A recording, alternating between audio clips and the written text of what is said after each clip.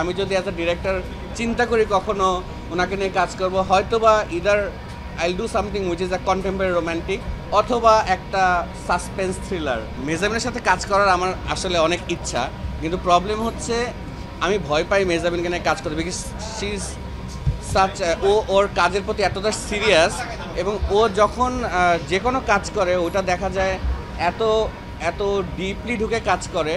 And আমি যে তোকে খুব পার্সোনালি খুবই ডিটেইলড ওয়েতে চিনি, আমার কাছে মনে হয় আমার যত ভুল ভ্রান্তি আছে সেগুলো কি আসলে ধরে ফেলবে নাকি।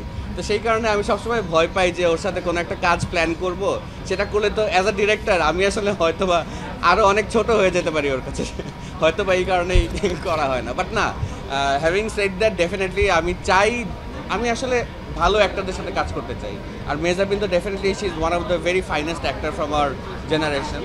তো আমি চাই ভালো একটা কাজ করতে, সেইটা কবে করব আমি জানি না, বাট ডেফিনেটলি এমন কোনো একটা স্ক্রিপ্ট যদি পাই, আইড রিয়েলি বি গ্ল্যাড যদি আসলে আমরা একসাথে কাজ করতে পারি। এটা একটা খুবই টেনশনের ব্যাপার, বিকজ ও আসলে এত ক্যারেক্টার করে ফেলছে, আমার জন্য খুবই চ্যালেঞ্জিং হয়ে যায় যদি আসলে কখন আমি চিন্তা করি যে মেহজাবিনকে নিয়ে আমি কী ধরনের কাজ করব।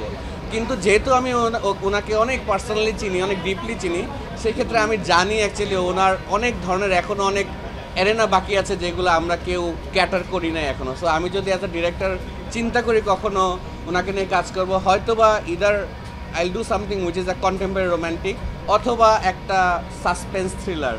এই ধরনের গল্প, যেই গল্পর আই থিঙ্ক এক ধরনের কাজও করছে, কিন্তু কিছু কিছু গল্প আছে এই জনরাগুলোতেই যেগুলো সে এখনও করে নাই, সেই ধরনের লুকে এখনও সে আসে নাই। তো আমি যদি কখনো করি সেগুলো করবো।